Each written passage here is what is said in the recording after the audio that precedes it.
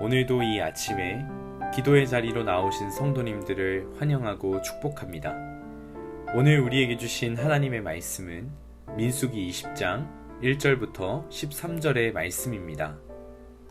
첫째 달에 이스라엘 자손 곧 온 회중이 신광야에 이르러 백성이 가데스에 머물렀더니 미리암이 거기서 죽음에 거기에 장사되니라. 회중이 물이 없으므로 모세와 아론에게로 모여드니라.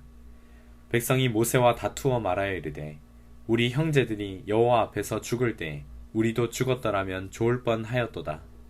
너희가 어찌하여 여호와의 회중을 이 광야로 인도하여 우리와 우리 짐승이 다 여기서 죽게 하느냐. 너희가 어찌하여 우리를 애굽에서 나오게 하여 이 나쁜 곳으로 인도하였느냐. 이곳에는 파종할 곳이 없고 무화과도 없고 포도도 없고 석류도 없고 마실 물도 없도다. 모세와 아론이 회중 앞을 떠나 회막문에 이르러 엎드리매 여호와의 영광이 그들에게 나타나며 여호와께서 모세에게 말씀하여 이르시되 지팡이를 가지고 내 형 아론과 함께 회중을 모으고 그들의 목전에서 너희는 반석에게 명령하여 물을 내라 하라. 내가 그 반석이 물을 내게 하여 회중과 그들의 짐승에게 마시게 할지니라. 모세가 그 명령대로 여호와 앞에서 지팡이를 잡으니라. 모세와 아론이 회중을 그 반석 앞에 모으고 모세가 그들에게 이르되 반역한 너희여 들으라. 우리가 너희를 위하여 이 반석에서 물을 내랴 하고 모세가 그의 손을 들어 그의 지팡이로 반석을 2번 치니 물이 많이 솟아나오므로 회중과 그들의 짐승이 마시니라. 여호와께서 모세와 아론에게 이르시되 너희가 나를 믿지 아니하고 이스라엘 자손의 목전에서 내 거룩함을 나타내지 아니한 고로 너희는 이 회중을 내가 그들에게 준 땅으로 인도하여 드리지 못하리라 하시니라. 이스라엘 자손이 여호와와 다투었으므로 이를 무리바 무리라 하니라. 여호와께서 그들 중에서 그 거룩함을 나타내셨더라. 아멘. 오늘 말씀에서 이스라엘 백성들은 이제 40년간의 광야 생활을 거의 마치고 이제 40년째의 첫째 달을 맞이하였습니다. 이전에 가데스 바네아에서 이스라엘 백성들이 하나님 앞에서 반역을 한 이후에 하나님은 징계와 또 배움의 시간으로서 40년의 시간을 광야를 떠돌게 하셨습니다. 그 광야 40년의 시간 동안 하나님은 말씀하셨고 또 가르치셨고 하나님의 백성이 나아갈 길을 보여주셨습니다. 그리고 이제 돌고 돌아서 다시금 가데스에 도착하게 된 것입니다. 그런데 거기서 또 한 사건이 터집니다. 바로 물이 없어 이스라엘 백성이 불평하고 불만을 터뜨린 것입니다. 가데스는 원래 오아시스가 있던 지역인데 물이 없는 것을 보면 굉장한 가뭄이 있었던 걸로 보여집니다. 물이 가득한 곳을 기대했는데 기대한 바가 없어지자 백성들은 실망감과 분노가 일어난 것이죠. 그리고 아주 놀랍게도 자기 부모 세대가 했던 불평의 그 레파토리가 나옵니다. 5절 말씀입니다. 너희가 어찌하여 우리를 애굽에서 나오게 하여 이 나쁜 곳으로 인도하였느냐. 이곳에는 파종할 곳이 없고 무화과도 없고 포도도 없고 석류도 없고 마실 물도 없도다. 온통 부정적인 말밖에 없습니다. 심지어는 이들은 애굽을 경험해보지도 않았는데 지금 애굽에서의 삶이 좋았더라 라고 하는 굉장히 이상한 말을 하고 있는 것이죠. 이들이 지금 불평불만을 하고 애굽을 들먹이면서 모세와 아론에게 불평할 수 있는 이유가 무엇이겠습니까? 바로 그들의 부모 때문이죠. 출애굽했던 세대 부모들이 자기 자녀들에게 잘못된 애착심을 심은 것입니다. 하나님께서 이스라엘 백성들을 애굽에서 이끌어내신 것은 그들의 고통의 부르짖음을 들으시고 이제는 하나님을 마음껏 예배하고 하나님의 백성으로 살아가도록 그들을 이끌어내신 것입니다. 그런데 상황과 환경에 지금 눈이 돌아가니 그 모든 목적을 다 잊어버리고 지금 불평과 불만만 남은 것이죠. 하나님과의 동행도 누리지 못하고 나쁜 영향력만 내뿜다 보니까 내가 정말 사랑하는 자녀들은 경험해보지도 못한 애굽의 괴로움을 지금 부러워하고 있다는 겁니다. 예수님을 믿고 우리도 구원의 여정 가운데 나아갈 때 그러면 고생 끝이고 이제는 행복 시작이다 이렇게 단정 짓지 못합니다. 오히려 베드로와 요한은 우리에게 불의 시험이 찾아오고 세상이 우리를 미워하더라도 이상히 여기지 말라고 했습니다. 죄로 가득 찬 이 땅은 하나님의 통치를 거부하고 예수님의 주되심을 거부하기 때문에 세상이 예수님을 미워한 것처럼 주님을 따라가는 우리도 고난을 받을 수 있기 때문입니다. 그런데 그 고난과 시험과 그 이 광야 같은 삶에서도 그리스도인은 하나님의 목적을 발견합니다. 바로 옛사람을 지우시고 그리스도로 옷 입은 새 사람으로 입혀 가시는 것입니다. 하나님의 그 아름다우심과 그 통치하심에 하나님의 말씀에 순종하며 살아가는 자로 빚어 가시는 것이죠. 그 목적을 알았다면 부모 세대는 자녀들에게 이렇게 이야기하지 않았을 것입니다. 나의 기대와 소망이 끊어지고 또 상황과 환경이 우리를 옥죄고 끝이 보이지 않는 광야의 길을 걸어가는 것 같은 분이 있다면 이 말씀이 위로가 되기를 원합니다. 하나님은 그 광야의 시간을 통해서 우리가 하나님의 사람으로 변화되기를 바라십니다. 이런 백성들의 반응에 모세는 굉장히 화가 났습니다. 어쩌면 겁이 났는지도 모르겠습니다. 40년 전 이 부모 세대가 저지른 반역을 지금 자녀 세대가 똑같이 저지르고 있기 때문이죠.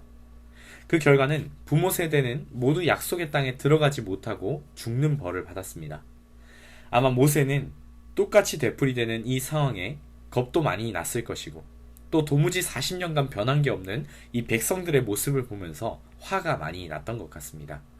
그래서 하나님은 말씀으로 물을 내기를 원하셨는데 화가 난 나머지 모세는 지팡이로 바위를 강하게 때려서 물을 내게 하였습니다.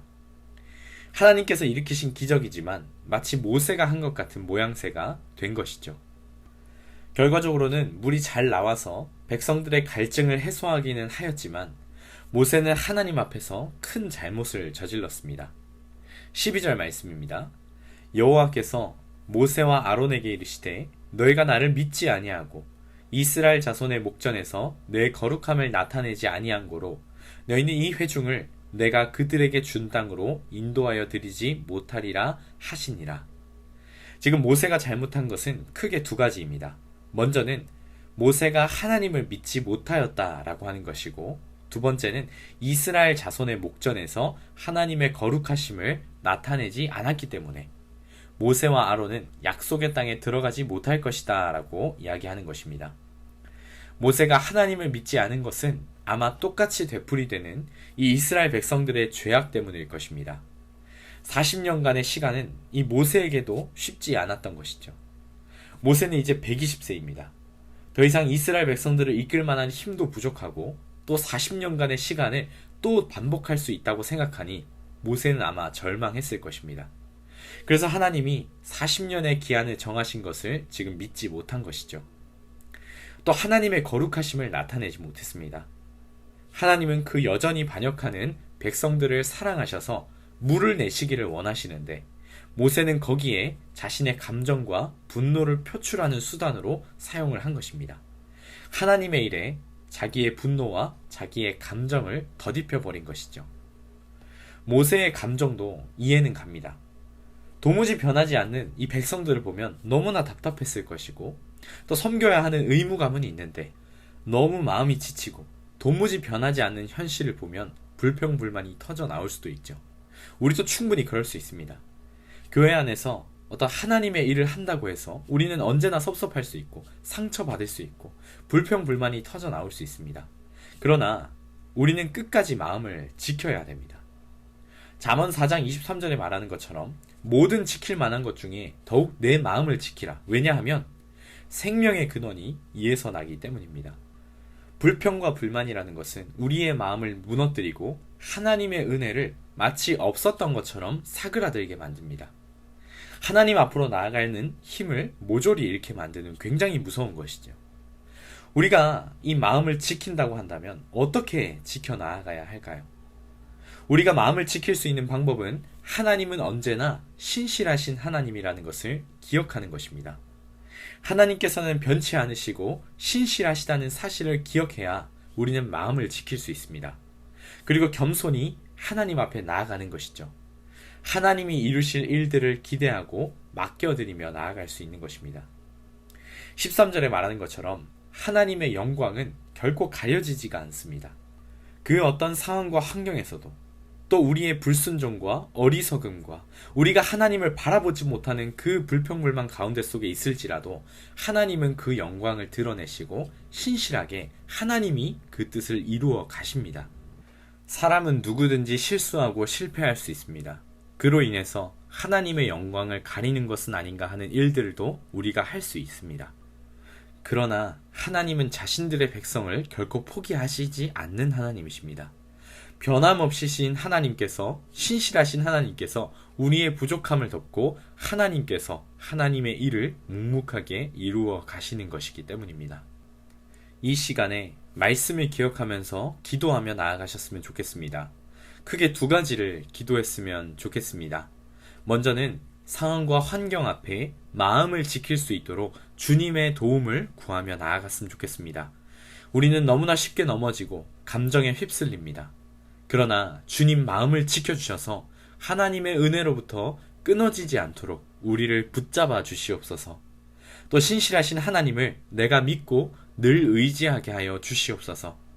신실하신 하나님을 알아서 내가 세상 삶에 하나하나에 실망하고 넘어지는 게 아니라 실패 가운데에서도 소망을 품게 하시고 예수님을 믿고 나아가게 하는 은혜를 우리 가운데 충만하게 허락하여 주시옵소서. 우리 이렇게 기도했으면 좋겠고요. 또 계속해서 기도하실 때 나라와 민족을 위해서 기도해 주시고 특별히 교회를 위해서 기도하실 때에는 예배 장소를 위해서, 예배 처소를 위해서 계속해서 기도해 주셨으면 좋겠습니다.